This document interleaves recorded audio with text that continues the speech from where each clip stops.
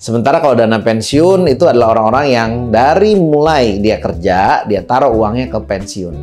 Ya, dana pensiun ini DPLK. Ya, lembaga keuangan pengelola dana pensiun itu, ya.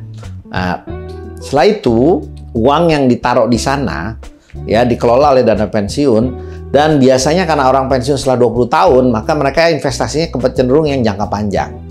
Ya, sehingga setelah 20 tahun kemudian ketika orangnya pensiun, uangnya cair. Agak berbeda luar negeri dengan Indonesia. Di beberapa negara asing, ya di luar negeri, itu tidak ada seperti kita pensiun di mana kebanyakan orang harus dipaksa perusahaan memberikan uang pensiun. Di beberapa negara itu sifatnya bebas. Kalau Anda mau ada uang pensiun, ya, maka Anda akan ikut lembaga pensiun. Tapi beberapa orang bilang, saya nggak mau kerja sampai pensiun di perusahaan ini. Saya mungkin cuma kerja 2 tahun aja atau 3 tahun aja, lalu saya berhenti.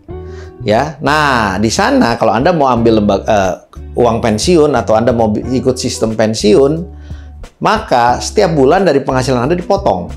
Setelah dipotong, dimasukkan ke lembaga dana pensiun untuk dikelola oleh dia. Nah, kan ada orang yang bilang, saya kan cuma 2 tahun, Pak. Potongannya juga dikit. Udah mendingan gak usah ikut sekalian ah. Uang saya mau saya bersih aja terima. Toh setelah 2 tahun saya berhenti dari sini. Setelah 3 tahun saya mau berhenti. Setelah 5 tahun saya mau berhenti. Proyeknya selesai. Saya nggak mau ikut pensiun. Di luar negeri bisa memilih. Di Indonesia diwajibkan. Kenapa kebanyakan orang nggak mikirin pensiun masalahnya? Kalau nggak dipaksa oleh pemerintah, kebanyakan pada saat usia pensiun mereka nggak punya tabungan. Tapi kalau di luar negeri nggak. Mereka banyak yang memilih, saya maunya uang pensiunnya saya kelola sendiri aja. Ya, mereka sudah punya tertib keuangan sendiri. Ya, secara konteks lebih besar lagi, di Indonesia ini, keuangan itu menjadi salah satu sektor yang paling penting bagi perekonomian. Ya, kita mengenal ada istilah keuangan inklusif. Apa tuh inklusif? Inklusif, semua diajak masuk. Banyak orang-orang yang non-bankable alias belum bisa masuk ke sektor perbankan. Kenapa? Belum punya gaji, dari industri informal, orang mikro atau ultra mikro. Itu yang masuk bisa fintech, rentenir, koperasi simpan pinjam. Akibatnya mereka kena bunga yang tinggi sekali. Nah, karena di Indonesia ada hampir 60 juta pengusaha kecil, ya, dan orang informal yang tidak masuk ke perbankan, tidak masuk kepada sistem keuangan perbankan, maka keluarlah inisiatif yang kita sebut keuangan inklusif. Ini dari Bank Indonesia, Kantor Sekretariat Wakil Presiden, akademisi, pemerintah daerah, otoritas terkait, kementerian terkait, pihak swasta, semua digodok, semua ikut mengelola agar 60 juta pengusaha kecil menengah ke bawah ini bisa dihandle. Padahal mereka saat ini kalau mau ngajuin ke bank, mohon maaf Pak, Bapak persyaratannya belum bisa.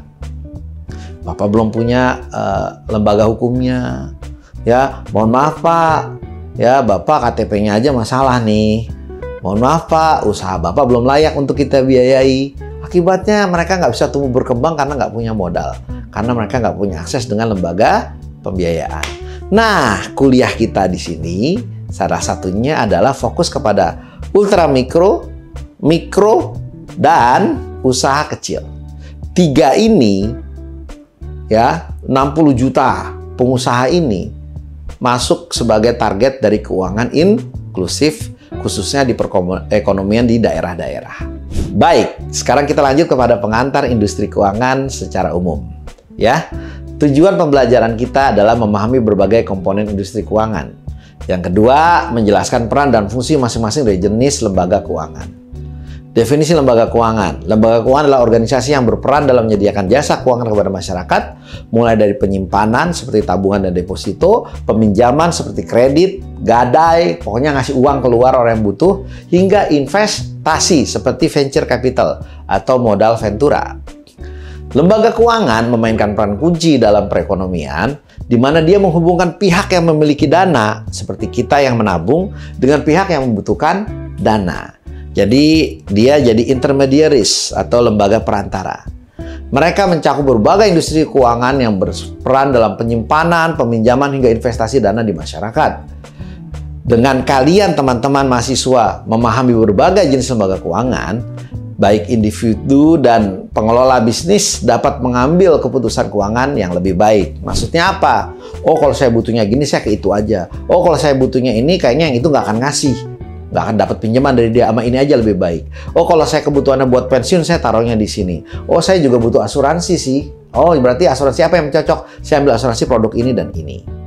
Mungkin ini untuk awal sehingga kita memahami lebih baik. Sekarang apa peran lembaga keuangan dalam ekonomi? Yang pertama, menyediakan likuiditas sehingga ada uang di masyarakat. Karena kalau nggak ada uang, ya kita mau ngapain?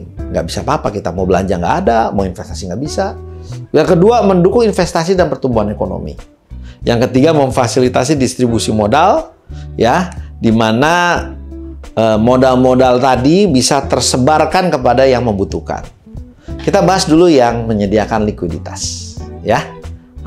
Maksudnya menyediakan likuiditas apa? Lembaga keuangan memastikan bahwa ada cukup uang tunai atau aset yang mudah diubah menjadi uang tunai untuk memenuhi kebutuhan transaksi sehari-hari. Bayangin kalau uangnya susah di lapangan, orang malas belanja. Susah Pak, uang cash nggak ada di bank, mau ngambil susah ATM-nya. Ya nggak ada ATM, banknya tutup hari Sabtu Minggu. Ya udah, Sabtu Minggu nggak ada yang belanja akibatnya. Wah, itu ekonomi langsung mati. Kenapa? Likuiditas yang baik membantu perusahaan dan individu mengelola keuangan mereka dengan lebih efisien. Maksudnya efisien apa? Ya kalau mereka lagi nggak ada duit, orang kan BU. Kalau udah BU, ya udah berapa aja dia bayar biayanya, bunga berapa aja dia keluarkan itu. Ya, yang penting punya uang cash. Tapi kalau likuiditas dia kuat, dana dia ada, maka dia nggak perlu keluar biaya-biaya nggak perlu, sehingga lebih efisien. Artinya apa? Lebih menghemat, ya, dari segi biaya. Efisien itu hemat biaya, efektif itu capai target dan tujuan. Dua bidang yang berbeda. Yang kedua, mendukung investasi dan pertumbuhan ekonomi sebagai peran lembaga keuangan dalam perekonomian. Ya, maksudnya apa?